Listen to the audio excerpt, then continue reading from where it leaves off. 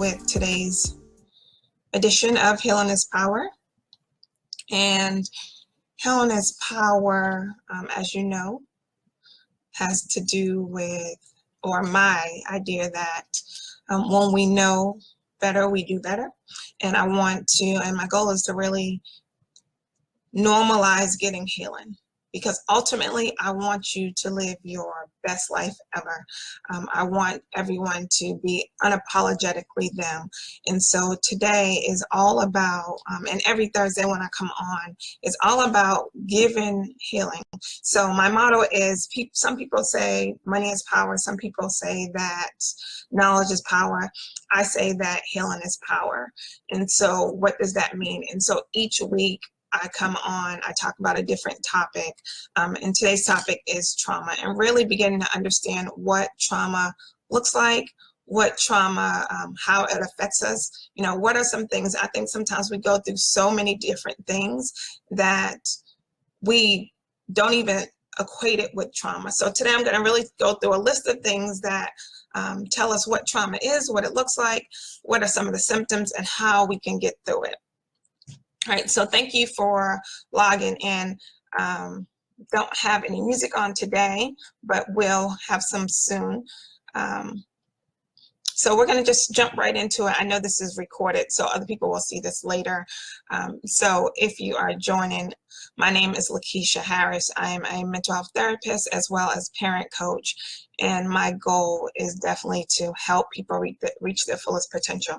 So please do like the video and share the video, because even if it's not relevant for you, more than likely it's going to be relevant for somebody else. So what is trauma? What does it look like? So trauma is that thing that we have dealt with, and it continues to come up in our minds and our hearts. It's the thing that causes us to still want to cry or still want to isolate ourselves. And definitely, really, trauma is something that keeps on affecting us. And it happens in so slightly that sometimes we even miss it. We dismiss it, because as individuals, as strong people, we tend to dismiss stuff. We got through it, we're over it, and so we let it go. So really want you to take some time to look at some of the things that happen in your life. What are some of the things in your own individual life that you think about, and just the thought of it makes you feel sad? Just the thought of it makes you want to cry. So a lot of times we will avoid those conversations because, who wants to feel sad? So I want to go over some examples of traumatic events and why it is important, because trauma, it affects us going forward. So even trauma that we went through as children, and there's studies that show and research, and I'm big on research. So I've done all this research, and not to bore you with research, but there's definitely research that lets us know that some of the things that we go through shape our DNA. It transforms who we are and who we are potentially going to be. And so really beginning to understand how it does affect us. If you can understand trauma, then you can understand how it affects us. And if you can understand how it affects us, then you can begin to get better. And so again, my whole goal is to help you get better, help us all live our best life ever. So some of the things that is considered trauma, and of course there's different levels of trauma. So there's trauma that we have long-term and we live with forever, and then there's trauma that we deal with and we feel like we've gotten through it. So this list is not an all-inclusive list, but it is some of the main things. So the first one is community violence. So if we have ever, or if you know someone who has ever endured or seen shootings or muggings, or ever been assaulted, sexually assaulted, bullying, all those type of things that make us feel sad, that make us question ourselves, that make us question, what do we do? What do we say? Did we do something wrong, right? Community violence affects us. And I think, in lower income or high violence areas, we dismiss so much of that, right? Because it happens to everybody. I've definitely have had clients who, they've dealt with that stuff all their life, and they've dealt with it so much that they don't consider it an issue. But it does, and it affects us long term and later on in life. So really understanding how community violence affects us, and definitely someone noted PTSD, and definitely one of the primary things later I'll get into more how it affects us now. So even if we've gone through some of these things years ago as children, or 10 years ago as adults, it still affects us. The other one is sexual abuse or physical abuse. So being beat up, being sexually assaulted affects us. So even boys who are sexually assaulted as children, again, even when they're 11 and 12, right? And again, that's one of the things that we totally dismiss when boys are sexually assaulted, especially when it's by a female, right? So when if boys are sexually assaulted by men, we are all in. But really understanding the impact that sexual behavior and abuse has on children and adults going forward. Again, natural disasters. Again, this is a key time, Hurricane Harvey right now. The trauma that goes on in natural disasters, Hurricane Katrina, if you just put yourself in a point of really understanding what all that went on, that goes on, your whole life is now something else. So natural disasters is huge and it's a huge trauma and affects us daily. Being in or witnessing a serious car accident, again, sometimes I think that's one of the things that we kind of accept as trauma. Like when we've been in a bad accident, we kind of accept that one, right? Because that doesn't happen to everybody. But some of the other traumas, it happens to so many people around us that we dismiss it. So really beginning to identify, okay, car accidents, someone who's been in a car accident, they no longer want to drive, or they no longer want to be in a car. That is trauma. The sudden unexpected death of a loved one, like suicide or accidental death, that again is trauma. We're not prepared for it. So all of a sudden our brain goes into a different mode of survival, right? And so once we do that, it's sometimes hard to get out of that loop. And so sudden death, unexpected deaths can be very traumatic for a lot of people. Serious injuries, so dog attacks, even burns, when you are attacked, or major surgery. Again, these are things that everyone, or somebody who has gone through some of these things, and we kind of dismiss it. So again, my goal is to really begin to identify what are some of the things that we go through, what are things that we kind of dismiss, so that we stop dismissing it and we can get help for it. All right. Thank you. I see some of the comments, so that's awesome. Thank you guys for being present today and giving me your comments. Definitely, I love feedback. And at the end, if you think of some other topics that you would like to hear about, please do let me know, because again, my goal is to bring awareness, normalize healing, and allow power, healing to happen, so we can have the power that we need. All right, another one is domestic violence, family violence, dating violence, trauma. All right, war or political violence. So anytime, just think about 9/11 and when we were attacked, the trauma that those people experience, and sometimes not even necessarily being in it, but knowing about it, it affects us. And then also abandonment. We've been through people who have been through child abuse or abandonment, that again causes trauma. That's a traumatic event that we need to address. A lot of times we will not address it. We just kind of let it go, right? Because we feel like it's going to happen. And so one of the things I do want to definitely identify with children, because children tend not to be expressive, right? Because for one, they don't want to hurt. They don't want the people around them to hurt.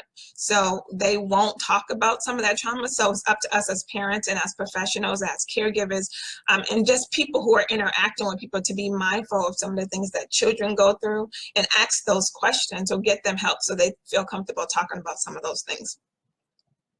All right, and so what does trauma look like on a day-to-day basis? And so I really think this part is really important, because it helps you to understand why we should get help, right? So trauma looks like anger. The person who always seems angry, they are the first one to want to fight. They are the first one to argue, who just always seems angry. Anxiety. So that's nervous feeling, you having panic attacks, different things that give you anxiety, right? Then there is the overeating and undereating. So people, of course, handle trauma differently. So some handle trauma with overeating. So we're eating all the time. We're kind of, because, and it makes sense though. It's really important to understand that all this makes sense. And I'm gonna go into that later on how the brain works and what you're doing and what people do to survive becomes helpful. All right, so right now just looking at trauma and how does it look on a day-to-day basis. So I said anger, anxiety, and then also lack of focus. So can't concentrate. And if you can't concentrate, you can't get things done. Then it looks like, you know, with kids, we say it's ADHD, but really understanding that trauma usually has a huge role in that. Right. And then there's depression, of course, right? And I talked about depression last week, and all that entails our lack of motivation, our lack of desire to do things that are fun, our need for sleep. So not unresolved trauma deals with or results in depression as well. Substance abuse, marijuana use, alcohol, drugs, it is a numbing factor, right? So because you are dealing with your trauma still, you begin to do things to make yourself feel better. And that's so normal, right? It's a protective factor that we do. So, you know, a lot of times people will smoke or drink or, you know, do drugs, take pills or what have you, because it makes them feel normal. It makes them feel relaxed. And when you are dealing with trauma and is active trauma, you don't feel relaxed. You don't have that peaceful state. Psychosis. And psychosis is just a false sense of reality. You don't necessarily, or, you know, some people might hear voices or see things, and some of it could be schizophrenia, but the reality is some of it is just unresolved trauma that we have dealt with, and our brain goes into this protective state of, you know, it's not going to happen again. So you'll hear voices, right? But that's your brain trying to protect you. So being really in tune to trauma will help you and others, you know, that you come in contact with to be able to deal with it better. All right, and then the other one is the overt sexual activity. So a lot of people, you know, or, you know, not everyone who have overt sexual activity has been through trauma, but a large portion has. And so really, again, it's a numbing feeling. It's a way to release your endorphins so that you can relax, so you can have this joy feeling, because your brain, because of your trauma, is no longer producing it on its own, right? And so really understanding how trauma affects your day-to-day living, then if you know that, if you know, okay, because of this trauma, this is why I'm sad, this is why I'm, you know, on drugs. Oh, and then the other thing that I didn't mention, as far as examples of trauma, when people are incarcerated, whatever happens in jail, if something happens to them in jail, that is trauma as well. Again, it's anything that causes you to get off of your norm, right? And so really understanding trauma, so that, for one, understanding what trauma is, right? So that you can begin to identify, these are some of the reasons why I do these things. And so we see people all the time, and they either are angry, they're sad, you know, they just are unmotivated, and we are like, you know, so often, why aren't you doing better? You should do better, you know better.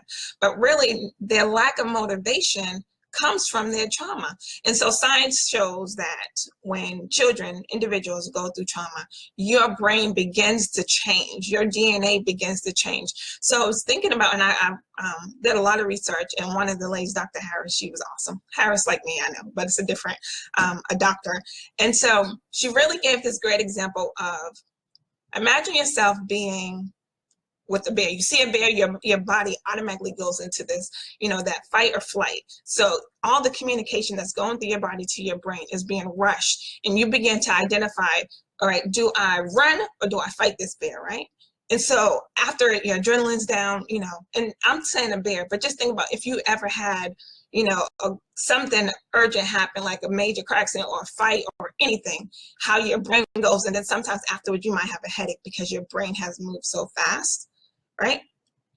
Think about that. But then think about the person who's been in trauma going through that process day in and day out, right? So those who have seen domestic violence, those who have been sexually assaulted, particularly for those who are seeing it on a regular basis or in their home, they are experiencing it. So on a day-to-day basis, those who are bullied, that adrenaline rush, how your brain gets really, really hyped and then has to relax, really, really hyped, that constant stress mode can it begins to change your DNA. It change how you can cope with things. So it's natural, it's normal for us to want to do things that will help us to feel better. It's normal to make us want to numb that negative feeling, right? So really be able to understand, okay, that's what it is. No, you're not crazy. No, something's not wrong with you. You have endured trauma, and that trauma is making it hard for you.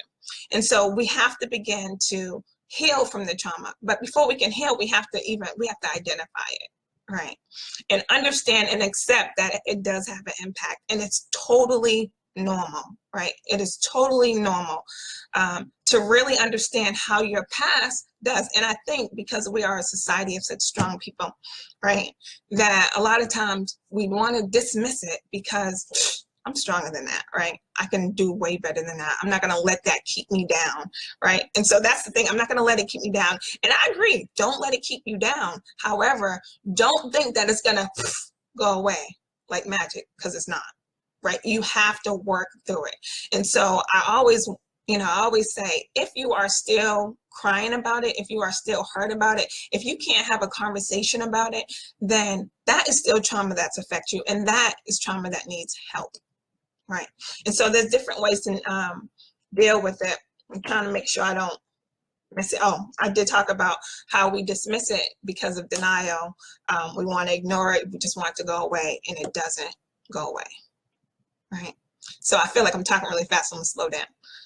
Trauma affects everybody. There's been studies that show 70% of people have endured some sort of trauma. Some people have people who they can talk through it with, but a lot of times they don't, and we kind of just bury it. And again, I always said, think of this big vase, this glass vase, right? And the vase is a symbolism of you. That's your temple, your body, this glass vase. And every time you have things, it goes into the jar. And so trauma and big issues become rocks, right? And so if you have so many rocks, there's only so many that you can put into this vase before the vase begins to crack, before it begins to break down. So ideally, if you are able to deal with the trauma through treatment, right? Because again, it doesn't go away by itself. But if you are able to deal with it through treatment, those rocks become, it doesn't make the trauma go away, but it does decrease its impact. It decreases that rock. Right, so that you get out of this stress mode, that you get out of the, this fight or flight, that I have to, protect myself at all costs. And if you can do that, you will find that you'll be more at peace. You will find that you can, you can talk about your issue and let it be a testimony and then you become the survivor rather than the victim, right? And so really beginning to understand, okay, what is the trauma so, a lot of times, people feel stuck. They get stuck into this place.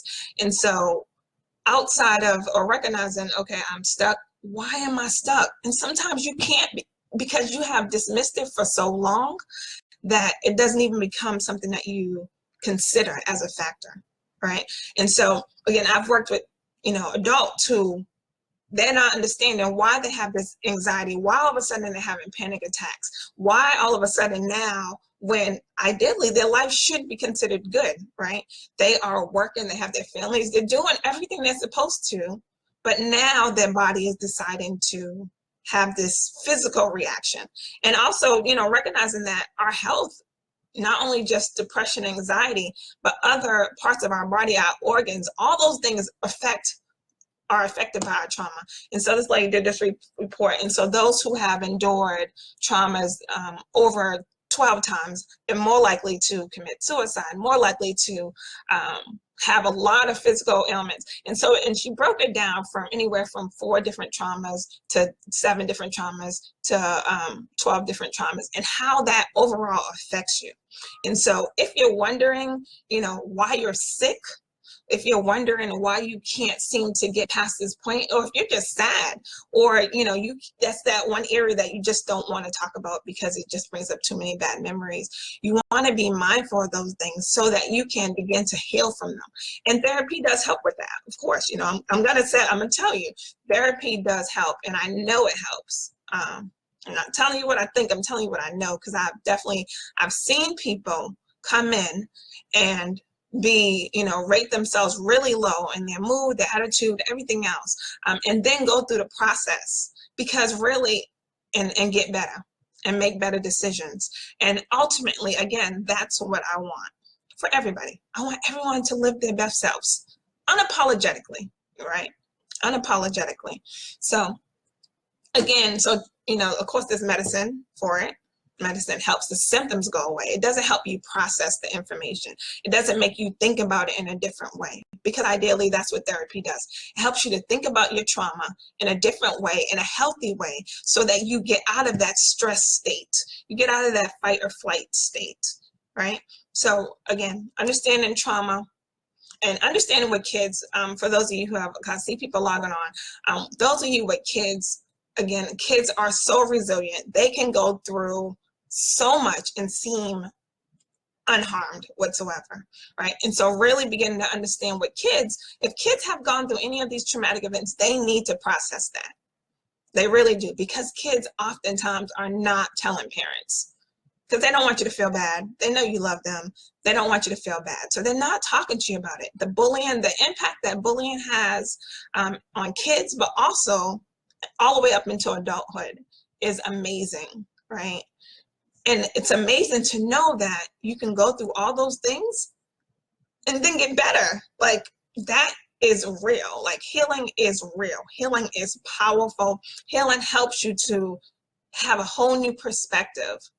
And so again, getting the healing, getting the treatment, not necessarily with me, but somebody, if you know people who have gone through things, or you find that, people are stuck and you can't force anybody to get treatment but for yourself. If you have gone through some things and you do not, you recognize, yes, this thing still affects me. Yeah, it happened 10 years ago, it happened 20 years ago. But when I think about it, I still get angry. I still get sad. Being able to recognize what that trauma is, so that you can begin to heal from it and get the help that you need. Right, so that means, yes, calling a therapist and talking about it, right? And so I know people, I don't know how talking is supposed to help, or I have friends that I can talk to, and that's great. And if that helps you, that is awesome, right? So if you have people that you can talk to about something, and when that conversation comes up later, you're okay with it, that was a good person that you talk to. But most people don't have those people, because for one, we all have our own things. So as a friend, I might not understand, not me per se, but like as a friend, they might not understand where you're coming from, or a lot of times, or dismiss it. Well, at least you did this, or, or at least you did that, you should be okay. They don't necessarily get that. And so that's why professionals, people who are trained out there to help you, because all those things affect us. And I'm gonna just go through the list again. So community violence, seeing it, experiencing it, and being involved in it, sexual or physical abuse growing up or presently as adults is trauma, having been involved in a natural disaster, the hurricanes going on right now, Hurricane Harvey. So all those people who are there, but also, Hurricane Katrina and all the other natural disasters that affect us. Being a witness in a serious car accident, sudden unexpected death of a loved one, suicide of a loved one, all affects us, all is trauma. Domestic violence, family violence, dating violence is trauma. War or political violence is trauma. And then abandonment. So if you have children or people who have been abandoned, that again, it affects our DNA, it affects who we become. And there is this way to heal it, and that is through sometimes medication, but also with therapy is the key. That's the number one way to get through your trauma, is through therapy. There's not a magic pill. If there was, I promise I would love to make it and just pass them out, but there's not. It's a process. And really being able to recognize, okay, this has hurt me. These are some of the things I'm going through, and working with your therapist to find some healing in that. So again, as I say, healing is power. I'm going to look real quick and see if there's any comments. I see some positive comments. So thank you guys. This praise stuff. So, whoop, whoop. And if you do have questions, I did talk about, I'm just going over my notes. I don't want to miss anything. How we stay in this stress mode when we go through trauma. So ideally trying to get out of this stress mode, like we're always stressed, we're always agitated, we're always in pain or hurting or something. Just really being able to go through the trauma or process through the trauma so that we're not in this stress mode anymore. And another one is if we grew up, another sense of trauma is if we grew up with family members who have mental health disorder. So if our parents were schizophrenic or bipolar, and that whole process, and never really had a chance to process that, is definitely needed. Okay, so again, I know I'm like on this 25-minute, and I'm trying to be under 30 minutes. So again, advocate for healing is power. Sharing with somebody else. When you notice that someone's going through something, just normalize it, make it okay. Let them know, you know, therapy is an option for you if you want to get better. Because again, it's not for everybody. Some people, they're so used to being in this state, they can't even imagine a better world, right? They can't even imagine it. And I get that. Some people can't even imagine, or they don't want to imagine something else and never actually achieve it. So I get that. However, there is a group of people who do believe that there is a better world. There is a better place for them. This is not how their life is set up to be. They're not supposed to be in this repetitive negative state. And you're not. You're not supposed to be in this place where you are just stressed or, you know, irritated or angry or upset or sad. That's not what we're designed to be. We are designed to be happy people, and happiness is real. You know, I know people pretend all the time, but happiness is real and it's yours to get. You just got to put forth the work. And so understanding that if you haven't reached your full happiness level, it's because of some of the things that you went through. You had no control over it. Trauma happens to us, right? And so we don't have any control. And so being able to understand this was out of my hands, I had no control, it is affecting me, and I want to get better, right?